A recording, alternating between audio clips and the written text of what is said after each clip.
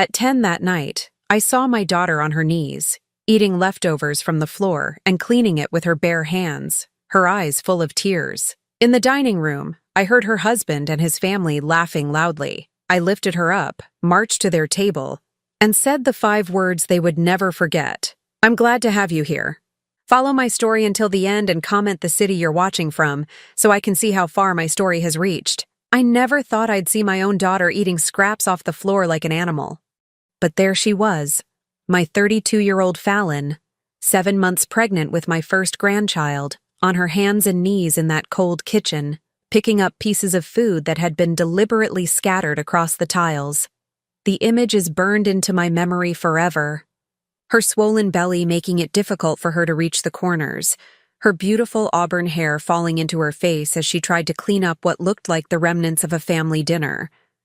Her hands were shaking, and I could see the tears dropping onto the linoleum floor, mixing with the crumbs and sauce stains. I had come by unannounced that Thursday evening, something I rarely did since Fallon married Roman 3 years ago. Call it mother's intuition, but something had been eating at me for weeks. My daughter's voice on our weekly phone calls had become different, distant, strained, like she was speaking through glass. When I'd ask if everything was okay, she'd always say the same thing. "Everything's fine, Mom. Roman takes good care of me." But standing there in the doorway, watching my pregnant daughter crawl around that kitchen floor while Roman's family sat in the dining room laughing loudly, I knew nothing was fine. Nothing had been fine for a very long time. "Fallon!" I gasped, rushing toward her. She looked up at me with those same green eyes I'd been looking into for 32 years, but now they were filled with a shame so deep it made my chest ache. "Mom," she whispered, trying to stand up quickly. "I didn't know you were coming. What are you doing?" I reached for her arms, helping her to her feet. "Why are you on the floor?" Before she could answer, Roman appeared in the kitchen doorway. At 35, he was a tall man with dark hair and a smile that had once charmed me completely. When Fallon first brought him home 4 years ago, I thought she'd found her prince. He was polite, well-dressed, spoke about wanting to take care of my daughter forever. But the man standing before me now had something cold in his eyes, something that made my skin crawl. "Oh, Carol," he said, and I noticed how he didn't call me Mom anymore, the way he used to. "We weren't expecting you. What's going on here?" I kept my voice steady, though my heart was pounding. "Why is my daughter cleaning food off the floor?" Roman's jaw tightened slightly. "Fallon had a little accident during dinner. She knocked over her plate." I looked at Fallon, whose face had gone pale. "Is that true, honey?" She opened her mouth, then closed it, glancing nervously at Roman. Yes, I was clumsy. But I'd raised this girl. I knew when she was lying, and she was lying now. The way her shoulders hunched, the way she couldn't meet my eyes, the way her voice shook. These were the same tells she'd had since she was 5 years old. "Well, accidents happen," I said carefully. "Let me help you clean this up." "That's not necessary," Roman cut in, his voice sharper now. "Fallon can handle it. She made the mess." Something in his tone made my blood run cold. This wasn't a husband speaking about his pregnant wife's accident. This was something else entirely. From the dining room, I could hear Roman's mother, Patricia, and his sister, Jennifer, still chatting and laughing. The contrast was jarring. My daughter on her knees in the kitchen while they enjoyed their evening as if nothing was happening just 20 feet away. "Fallon," I said firmly, "you shouldn't be on the floor in your condition. Let me get some paper towels." As I moved toward the counter, Roman stepped into my path. "Carol, I appreciate your concern, but this is our house. Fallon knows what she needs to do." The way he said it sent chills down my spine. Our house. Not their house, not the house they shared as husband and wife, but his house where she needed to know her place. I looked past him to Fallon, who was now standing against the sink, her hands protectively cradling her belly. The sight of her like that, defensive, scared, in her own home, made something fierce wake up inside me. "Fallon," I said, ignoring Roman completely, "why don't you come sit down? You look tired." "She's fine," Roman answered for her. "Aren't you, honey?" Fallon nodded quickly, too quickly. I'm fine, Mom. Really, but she wasn't fine. Nothing about this was fine. My daughter, who used to fill every room with her laughter, who used to stand up to bullies in high school, who used to argue with me about everything from politics to what to wear to church, was now standing in her own kitchen looking like a frightened animal. Maybe I should go, I said, though every instinct told me to stay, to plant myself between my daughter and whatever was happening here. That's probably best, Roman agreed, and I caught the satisfaction in his voice. Fallon needs her rest. As I gathered my purse, I noticed something that made my stomach turn. There were muddy footprints on the kitchen floor, like someone had deliberately tracked dirt through the house. And there, in the corner near where Fallon had been kneeling, I saw what looked like the remains of an entire dinner plate. Not just spilled food, but broken ceramic scattered under the table. Fallon, I said quietly, trying one more time. Call me tomorrow? She glanced at Roman before nodding. Sure, Mom. But as I walked to my car, I knew she wouldn't call. And for the first time since my husband died 2 years ago, I felt completely helpless. Whatever was happening in that house, whatever hold Roman had over my daughter, it was stronger than anything I understood. Driving home through the darkened suburbs, I couldn't shake the image of Fallon on that kitchen floor. My hands gripped the steering wheel so tightly my knuckles were white, and I realized I was crying without even knowing when it had started. I had lost my husband to cancer. I couldn't lose my daughter to whatever this was, but as I pulled into my empty driveway, I had no idea how to fight an enemy I couldn't even name. Something was terribly wrong in my daughter's marriage, and tomorrow, I was going to find out exactly what that something was. Fallon didn't call the next day, or the day after that. By Sunday, I was sitting in my kitchen staring at my phone, my coffee growing cold as I wrestled with a decision that felt impossible. Should I call her? Should I drive over there? Or should I respect what Roman had clearly established as boundaries around my daughter's life? The answer came Tuesday afternoon when I was grocery shopping at the market where Fallon and I used to go together every week before she married Roman. I was reaching for apples when I heard a familiar laugh from the next aisle. My heart lifted, thinking it might be Fallon, but when I turned the corner, I saw Patricia, Roman's mother, chatting with another woman I didn't recognize. She's always been dramatic, Patricia was saying. Roman tries so hard to help her, but she just doesn't listen. Some women just aren't meant to be wives, you know? They need constant guidance. I froze behind a display of oranges, realizing they were talking about my daughter. It must be difficult for Roman, the other woman responded sympathetically. Dealing with someone so challenging, Patricia sighed dramatically. He's a saint, really. Putting up with her moods, her clumsiness, and now with the baby coming, she's gotten even worse. Last week she threw a complete tantrum because he asked her to clean up after herself. Can you imagine? My hands clenched around my shopping cart handle. A tantrum? Fallon had never thrown a tantrum in her life, not even as a toddler. She was the most level-headed person I knew, methodical and careful about everything she did. Well, the other woman said, at least Roman has family support. That makes all the difference. Oh yes, Patricia continued. We do our best to help him manage the situation. His sister Jennifer and I try to show Fallon how things should be done, but she's so resistant to learning. Just last Thursday, she made such a mess during dinner that Roman had to have her clean it up herself. Character building, you understand. Character building. The words hit me like ice water. They were talking about the scene I'd witnessed, but their version was completely different. In their telling, Fallon was the problem, the difficult wife who needed to be managed and taught lessons. I stayed hidden behind the oranges until they moved away, my mind reeling. This wasn't just about one bad evening. This was a pattern.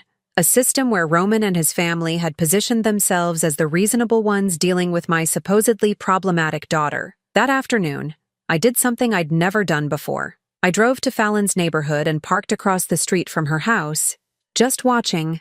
I felt like a stalker, sitting there in my car, but I needed to understand what was happening in my daughter's life. Around 4 o'clock, Roman's car pulled into the driveway. I slumped down in my seat as he got out, talking loudly on his phone. Even from 50 yards away, I could hear his voice, sharp and irritated. Told you the payment would be late. My wife doesn't understand money management. I'm working on it. Wife doesn't understand money management? Fallon had a business degree. She'd managed her own finances perfectly well before marriage, even helping me set up my retirement accounts after her father died. 20 minutes later, I watched as Fallon came outside to get the mail. She moved slowly, one hand supporting her lower back, the other protectively over her belly. But what struck me wasn't her pregnancy waddle. It was how she looked around nervously before walking to the mailbox, as if she was afraid someone might see her. When she got back to the front door, she struggled with the lock for a moment. As the door finally opened, I heard Roman's voice boom from inside the house. "Where were you? I told you to start dinner an hour ago. I was just getting the mail." Fallon's voice was so quiet I could barely hear her from across the street. "The mail can wait. Do you see what time it is?" The door slammed shut, cutting off whatever came next.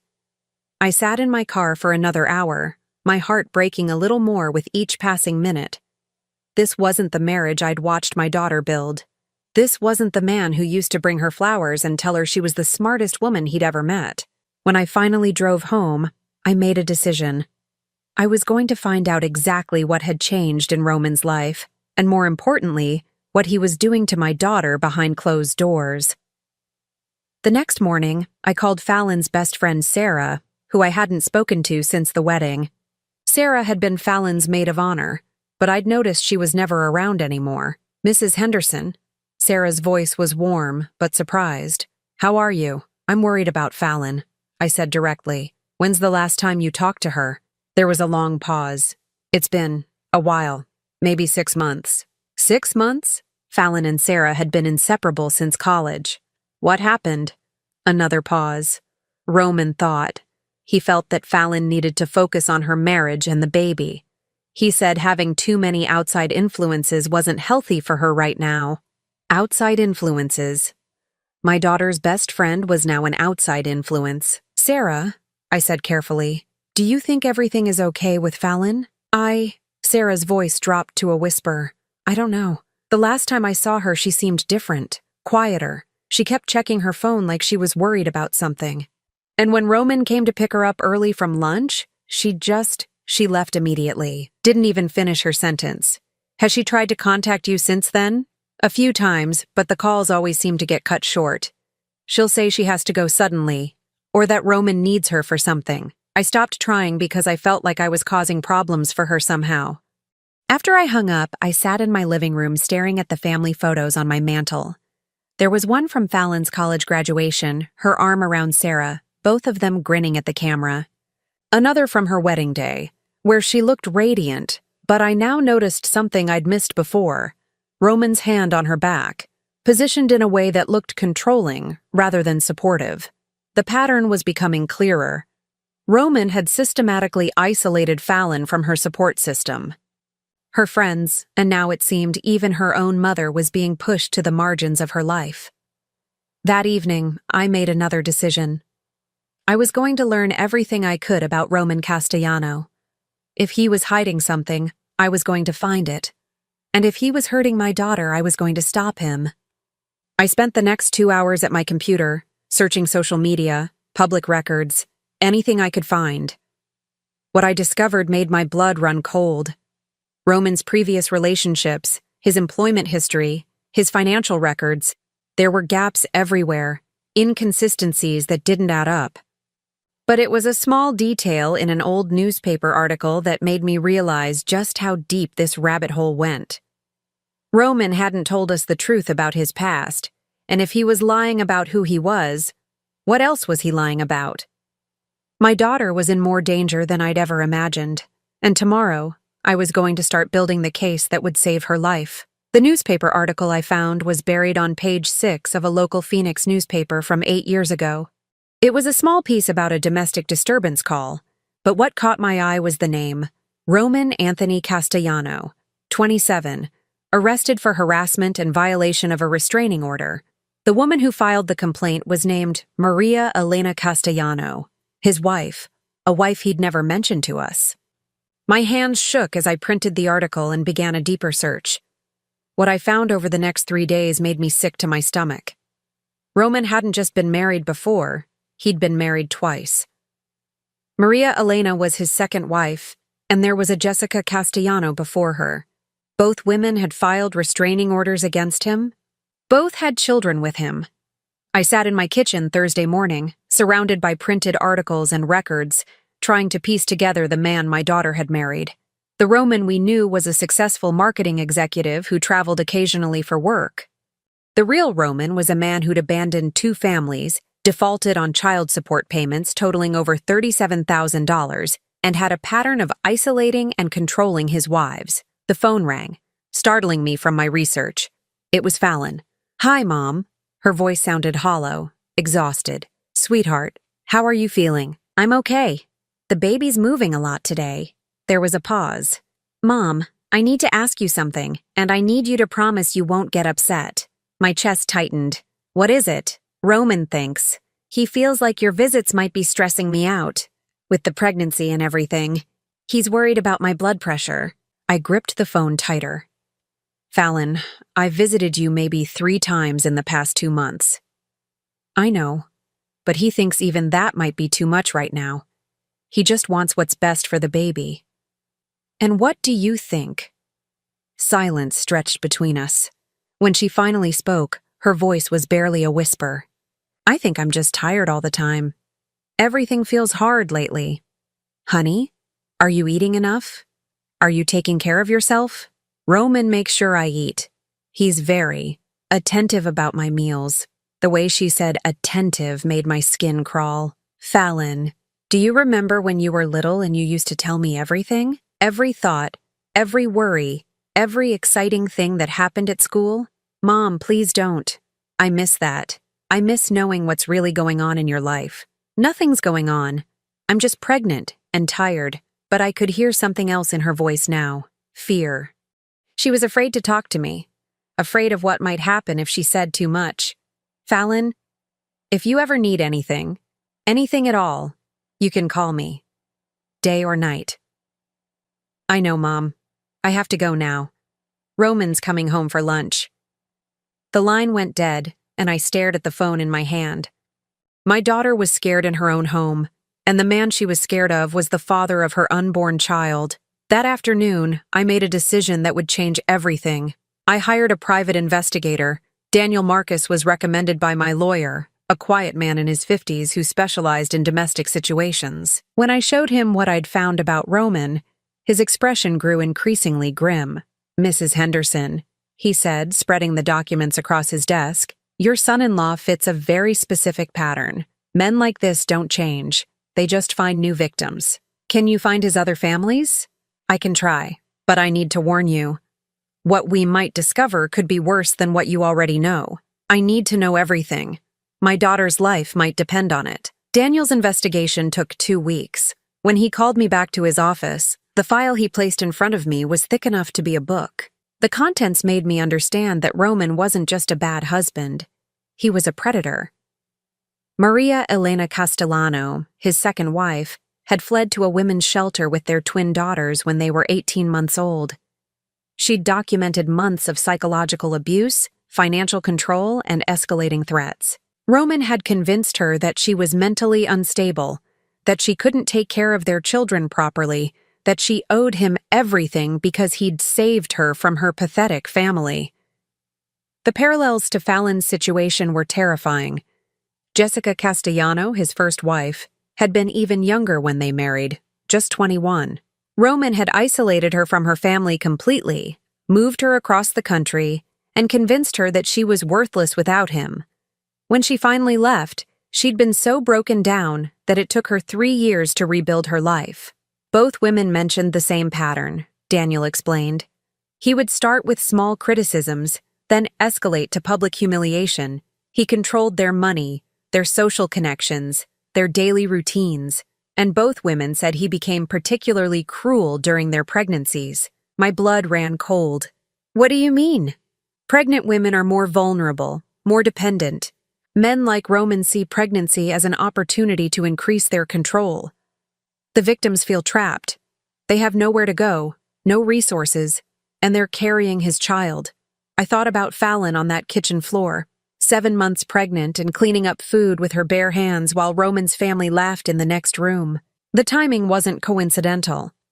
"There's something else," Daniel continued, pulling out another set of documents. "Roman's been accessing your daughter's bank accounts. Over the past year, he's moved approximately $43,000 from her savings into accounts she's not aware of." "What accounts?" "Investment accounts in his name only. He's also taken out a line of credit against their house without her knowledge." I felt dizzy. Is that legal? If she signed the paperwork, yes. But based on the pattern we're seeing, I doubt she understood what she was signing. The room seemed to spin around me. Roman wasn't just emotionally abusing my daughter. He was stealing from her, positioning himself to take everything she had while she was too broken down to fight back. "Mr. Marcus?" I said, my voice stronger than I felt. "What would you do if this was your daughter?" He leaned back in his chair, studying my face.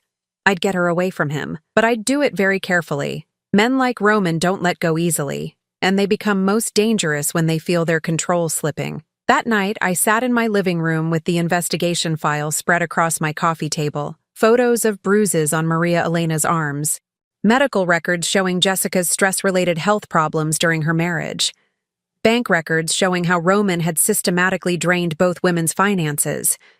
And now he was doing it all again to my daughter. I picked up my phone and called Fallon. It went straight to voicemail. I tried again. Same result. The third time I called, Roman answered. "Carol, it's late. Fallon's sleeping. I need to talk to her. She needs her rest. The doctor says stress isn't good for the baby. Roman, I know about Phoenix."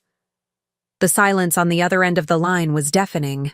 When he finally spoke, his voice was cold and controlled. "I don't know what you think you know, but you're making a mistake interfering in my marriage." "Am I? Because from where I'm sitting, it looks like you've made this mistake twice before." I heard him take a sharp breath. "Stay away from my family, Carol. I'm warning you." "Or what?" "Or you'll lose your daughter forever. And believe me, I can make that happen." The line went dead, but his threat hung in the air like poison. He could make me lose Fallon forever, but the truth was, I was already losing her. The question now was whether I could save her before it was too late.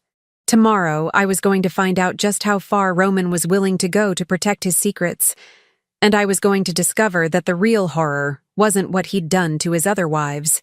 It was what he was planning to do to mine. The next morning brought a call that made my blood freeze. It was Fallon, and she was crying so hard I could barely understand her words. "Mom, I need you to come. Please. Roman left for work and I found something.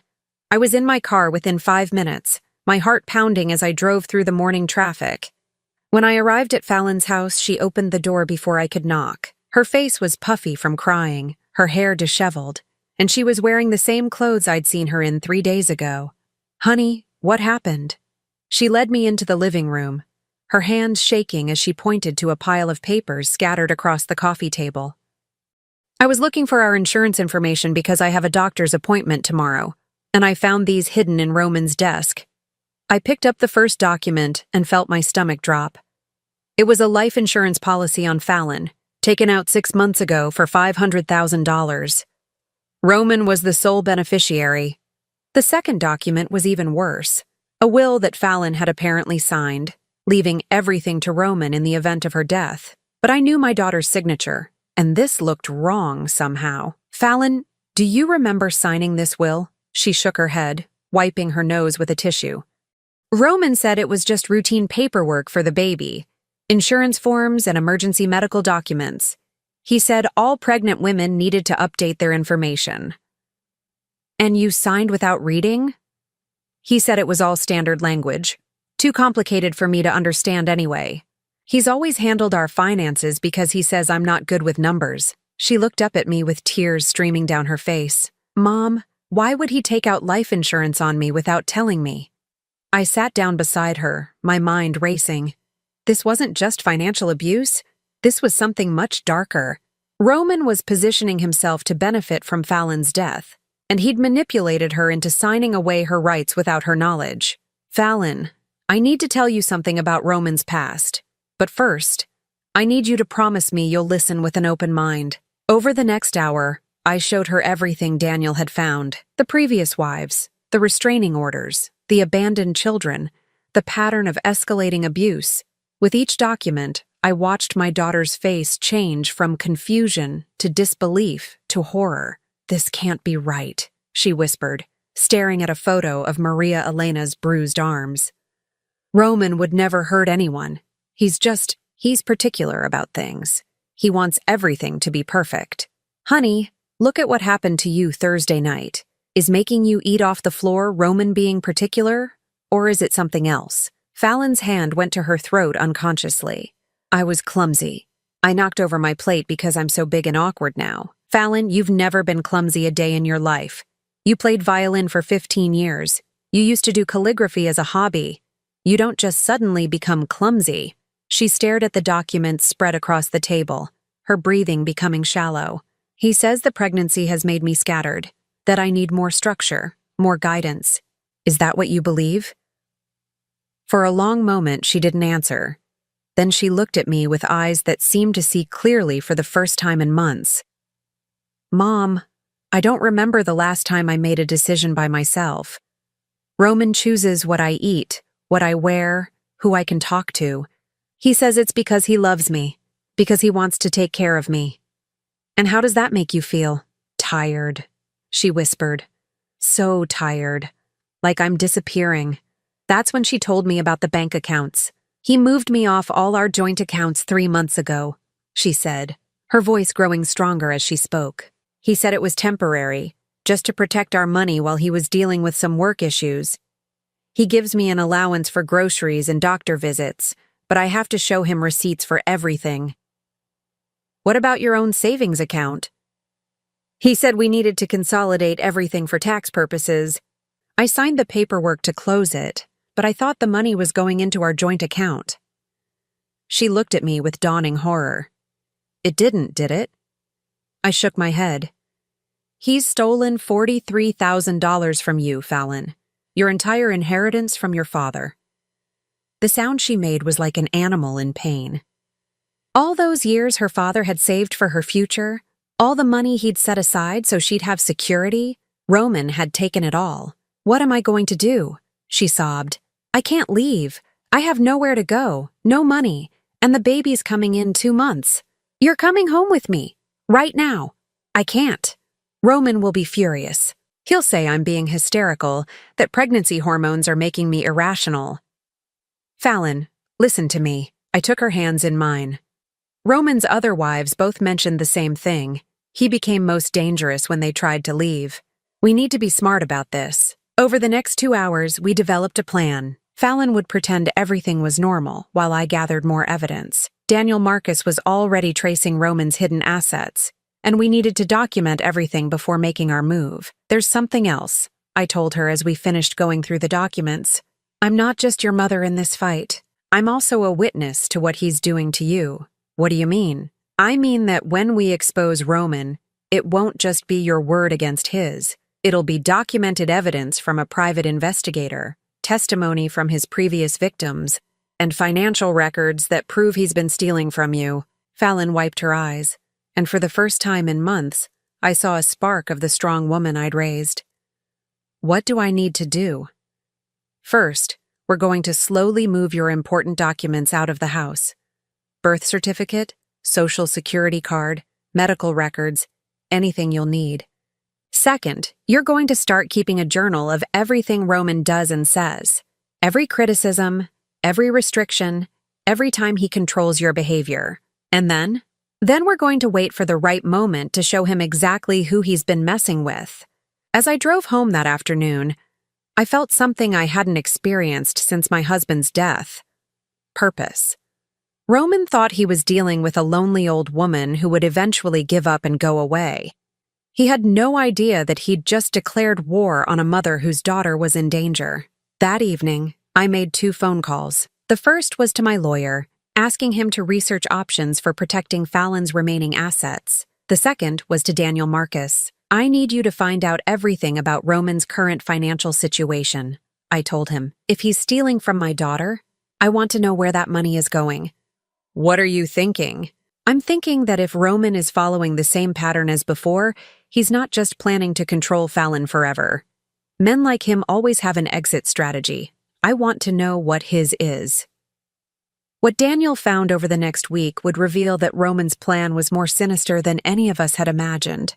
He wasn't just stealing Fallon's money, he was preparing to disappear with it, leaving her with nothing but debt and a newborn baby. But Roman had made one crucial mistake. He'd underestimated the lengths a mother would go to protect her child, and by the time he realized his error, it would be far too late to save himself. The war for my daughter's life was just beginning, and I intended to win it. The moment of reckoning came on a cold Saturday evening in November, exactly 2 weeks before Fallon's due date. Daniel Marcus had called that morning with news that made my hands shake as I held the phone. "Mrs. Henderson, you need to see this immediately. Roman's planning to leave town." I met Daniel at his office within the hour. The evidence spread across his desk painted a picture so horrifying that I had to sit down to process it all. "He's been liquidating assets for the past month," Daniel explained, pointing to bank statements and transfer records. "The $43,000 from your daughter's account was just the beginning. He's also borrowed against their house, cashed in his retirement accounts, and taken out 3 credit cards in Fallon's name. How much total? Over $120,000. And here's the worst part. He's been in contact with someone named Elena Rodriguez in Miami. We traced the phone records. She's pregnant too, Mrs. Henderson. 7 months along." The room seemed to tilt around me. He's doing this to another woman?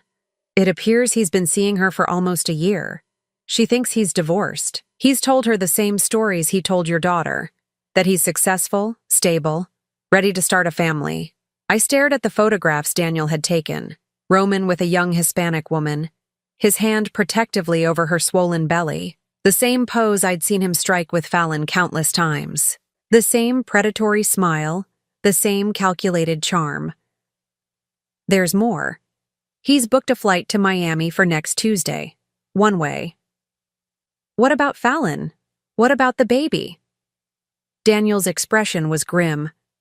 Based on the pattern with his previous wives, I believe he's planning to abandon them. But given the life insurance policy and the will he had her sign, I'm concerned it might be worse than abandonment. The words hung in the air like a death sentence. Roman wasn't just planning to steal from my daughter and disappear. He was positioning himself to collect $500,000 if something happened to her during childbirth. We have to warn her. Today. Mrs. Henderson, there's something else. He's been researching home birth midwives, women who operate without hospital oversight, who don't always follow safety protocols. My blood went cold. He wants her to give birth at home? He's been telling Fallon that hospital births are dangerous, that she'd be safer at home with a midwife he's personally vetted. He's even convinced her to stop seeing her regular obstetrician. I felt sick. Every piece of the puzzle was falling into place, creating a picture of calculated murder disguised as tragic childbirth complications. Roman would get his insurance money, his freedom, and a clean slate to start over with Elena in Miami. I'm going to Fallon's house right now. Mrs. Henderson, be careful. If Roman suspects you know about his plans, he might accelerate his timeline. I drove to Fallon's house with my heart pounding and Daniel's evidence folder on the passenger seat. When I arrived, I saw Roman's car in the driveway and almost lost my nerve. But the image of my daughter giving birth under the care of some unlicensed midwife while Roman waited for her to die gave me the strength I needed. Fallon answered the door, looking exhausted and pale. Her belly was enormous now, and she moved carefully, one hand supporting her back. "Mom, what are you doing here? Roman said you weren't supposed to visit anymore. Where is he?" "Upstairs packing. He has another business trip next week." She paused, her brow furrowing. "Actually, he's been traveling a lot lately. Sometimes I wonder what kind of marketing requires so much travel." "Fallon, I need you to sit down. What I'm about to tell you is going to be shocking, but I need you to stay calm for the baby's sake." Over the next 20 minutes, I showed her everything. The evidence of Elena Rodriguez, the flight confirmation to Miami, the research about unlicensed midwives, the pattern of abandonment and financial theft that Roman had perfected with his previous wives. Fallon stared at the photographs of Roman with Elena, her face cycling through disbelief, hurt, and finally, a cold rage I'd never seen before. "He told me Elena was his cousin," she said quietly. "Said she was going through a difficult pregnancy and he was helping support her family. Fallon, you need to pack a bag right now. You're coming home with me tonight." "I can't. The baby could come any day now, and I don't have anywhere else lined up for the birth." "You're going to have this baby in a hospital, with real doctors, where you and the baby will be safe." That's when we heard footsteps on the stairs. Roman appeared in the living room doorway, and the moment he saw the papers spread across the coffee table, his entire demeanor changed. The charming mask he usually wore slipped away, replaced by something cold and predatory. "What's this?" His voice was deceptively calm. "The truth," I said, standing up to face him, "about Elena Rodriguez, about your flight to Miami, about your plans to steal my daughter's life insurance money." Roman's jaw tightened, but he kept his voice level. "Fallon, your mother is having another one of her episodes. These are clearly fabricated documents." "Episodes?" I laughed bitterly. "Is that what you call it when someone discovers you're a bigamist and a potential murderer?"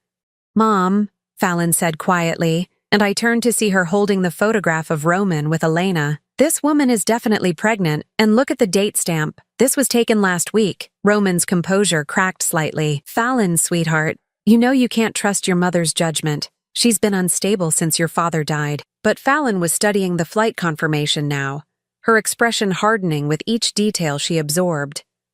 "Your flight is for Tuesday morning, the day after my due date. It's a business trip. I told you about it." "No," Fallon said, standing up slowly, her hand protectively over her belly. "You told me you'd be here for the birth. You promised you wouldn't travel until after the baby came." Roman took a step toward her, and I instinctively moved between them. "Fallon, you're getting worked up over nothing. Think about the baby." "Don't you dare use my baby to manipulate me," Fallon said, and I heard steel in her voice that reminded me of the strong woman I'd raised. "I want you to explain why you have a one-way ticket to Miami. I want you to explain who Elena Rodriguez is and why you're touching her pregnant belly in this photograph." Roman's mask slipped completely then, his face twisted into something ugly and mean. "You really want the truth? Fine. Elena is everything you're not. She's grateful, supportive, and she doesn't question every decision I make. She appreciates what I do for her instead of constantly complaining like some ungrateful." He caught himself, but it was too late. Fallon had heard enough. "Get out," she said quietly. "This is my house. Get out." This time her voice carried through the entire house, strong and clear and absolutely final. Roman looked between us, calculating his options. Finally, he smiled that cold, predatory smile that made my skin crawl. "Fine, but understand this, Fallon. Without me, you have nothing. No money, no home, no way to take care of that baby. You'll come crawling back within a week, begging me to forgive you." "Never," Fallon said. "I would rather raise this baby in a cardboard box than spend another day with you." Roman's face darkened. "We'll see about that." He grabbed his suitcase from the stairs and headed toward the door, then turned back one last time. "By the way, sweetheart, check your credit report. You might be surprised what you find." The door slammed behind him, leaving Fallon and me alone in the sudden silence. Fallon sank down onto the couch, her hands trembling as she cradled her belly. "Mom," she whispered, "what have I done? He's right. I don't have anything. No job, no money, nowhere to go. You have me," I said, sitting down beside her. "And you have something Roman never had. People who actually love you. But the baby will be born healthy in a real hospital, surrounded by people who want nothing but the best for both of you." As we sat there together, I felt my daughter's strength returning, like a flower turning toward the sun after a long winter. Roman had underestimated the power of a mother's love, and he was about to learn exactly how much that mistake would cost him. But first, we had to make sure he couldn't hurt anyone else, and I knew exactly how we were going to do it. 3 months later, I was holding my granddaughter Sophie in the nursery of my home, watching her tiny fingers wrap around mine while Fallon slept peacefully in the next room. It had been the longest 3 months of my life, but also the most rewarding. The first thing we'd done after Roman left was contact Elena Rodriguez in Miami. That phone call was one of the hardest things I've ever had to do, telling a 7-month pregnant woman that the man she loved was a lie. But Elena deserved to know the truth, just as Fallon had. Elena's reaction was devastating but swift.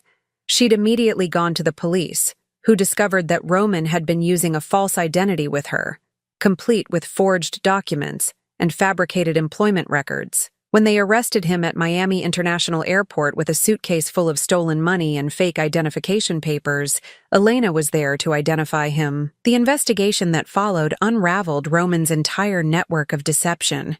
He'd been running the same con on women across 3 states, always targeting successful, educated women who had something he could steal. The authorities found evidence of at least 7 other victims over the past 12 years. But what really sealed Roman's fate was something we never expected. Maria Elena Castellano, his second wife, had been building a case against him for years. When she learned about Fallon and Elena Rodriguez, she came forward with evidence that connected Roman to a series of fraudulent insurance claims and suspicious deaths. It turned out that Roman's first wife, Jessica, hadn't just left him. She'd nearly died during what was supposed to be a routine home birth, attended by an unlicensed midwife Roman had insisted on hiring. The midwife had disappeared after Jessica's emergency hospitalization, and Jessica had always suspected Roman had planned the whole thing. The day Roman was sentenced to 15 years in federal prison for fraud, identity theft, and conspiracy, Fallon and I sat in the courthouse holding hands. He looked smaller somehow, diminished without his charm and lies to hide behind. When the judge read the sentence, Roman turned to look at us one last time. But instead of the fear or sadness he probably expected to see, he saw 2 women who had found their strength again. "How do you feel?" I asked Fallon as we walked down the courthouse steps. "Free," she said simply. "For the first time in years, I feel completely free." The financial recovery took longer. Roman had spent or hidden most of the money he'd stolen, but Daniel Marcus helped us trace enough assets to recover about $60,000. More importantly, we were able to void all the fraudulent documents Roman had tricked Fallon into signing, including that terrible will and the life insurance policy. Fallon moved back into my house during her final month of pregnancy. At first, she was embarrassed, feeling like she'd failed as an adult by needing to come home. But as the weeks passed, I watched her remember who she was before Roman tried to destroy her sense of self. She started cooking again, something she hadn't done in over a year because Roman had criticized every meal she made. She called her friend Sarah, and they cried together for 3 hours before making plans to have lunch twice a week. She even started playing piano again, filling the house with music for the first time since my husband died. The night Fallon went into labor, she was sitting at the piano playing Chopin when her water broke. We laughed about it later. How different it was from the terrifying home birth Roman had planned. How surrounded by love and medical care she felt at the hospital. Sophie Elizabeth Henderson Castellano was born at 6:43 in the morning on December 15th, weighing 7 pounds and 11 ounces. When the nurse placed her in Fallon's arms for the first time, my daughter looked at me with tears streaming down her face. "She's beautiful, Mom. She's perfect." "Just like her mother," I said, and I meant it. The name question had been a source of stress for Fallon. She didn't want Sophie to carry Roman's name, but legally changing it seemed complicated and expensive. That's when I made a decision that surprised even me. What if we made it Henderson Castellano now, and when you're ready, we can just drop the Castellano part? Would you be okay with that? Having Sophie carry Dad's name? Your father would be honored. He always wanted grandchildren. So Sophie became Henderson Castellano, carrying forward the name of the grandfather she'd never meet, but whose love had protected her mother when she needed it most. The healing process wasn't instant or easy. Fallon still had moments of doubt, times when Roman's voice in her head told her she was worthless or incapable, but each day, she got a little stronger. She started taking online classes to update her business degree. She began therapy with a counselor who specialized in domestic abuse recovery. Most importantly, she started trusting her own judgment again. 6 months after Sophie was born, Fallon made a decision that both terrified and thrilled me. She wanted to move out and get her own apartment. "Are you sure you're ready?" I asked, though I was proud of her for wanting to try. "I think so. I need to prove to myself that I can take care of Sophie on my own. Not because someone is forcing me to, but because I choose to." Now, we found her a small 2-bedroom apartment 15 minutes from my house, close enough for emergency babysitting, far enough for independence. The day she moved in, she called me that evening. "Mom," she said, and I could hear the smile in her voice. I put Sophie in her crib in her own room, and I made myself dinner, and I ate it while watching whatever I wanted on television. And you know what? What? I felt proud. For the first time in years, I felt proud of myself. That's when I knew she was going to be okay. A year later, Fallon was thriving. She'd gotten a part-time job with a marketing firm that let her work from home 3 days a week. Sophie was walking and babbling and filling our lives with joy. And I had discovered something I'd never expected, that being needed again, being part of my daughter's recovery and my granddaughter's life, had given me a purpose I didn't know I was missing. Elena Rodriguez had her baby too, a healthy boy she named Miguel. She moved back to her family in Texas, and she and Fallon stayed in touch, bonding over their shared experience and their children born just months apart. Sometimes they would video call and let the babies babble at each other through the screen. "Do you think they'll understand someday?" Fallon asked me one evening as we watched Sophie play with her blocks. "What we went through to keep them safe? They'll understand that they were wanted and loved and protected. That's all they need to know." But there was one more surprise waiting for us, one final gift from the investigation into Roman's crimes. A year and a half after his sentencing, Daniel Marcus called with unexpected news.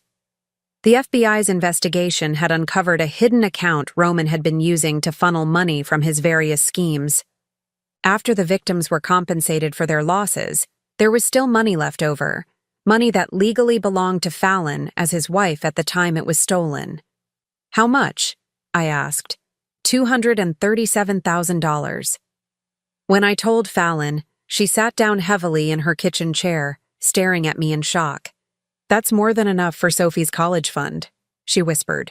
"And maybe a down payment on a house. Or maybe some of it could go to helping other women like Elena," I suggested. "Women who are trying to rebuild their lives after men like Roman." Fallon's eyes lit up. "A fund. We could create a fund to help women escape abusive relationships, get legal help, find safe housing." And that's what we did.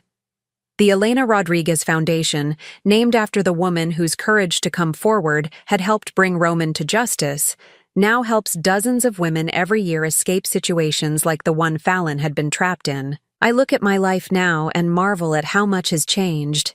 My house, which had been so quiet and lonely after my husband's death, is now filled with the sounds of Sophie's laughter and Fallon's piano playing. My days, which had stretched empty before me, are now full of purpose and meaning. Roman thought he could break my daughter, steal her strength, and reduce her to nothing.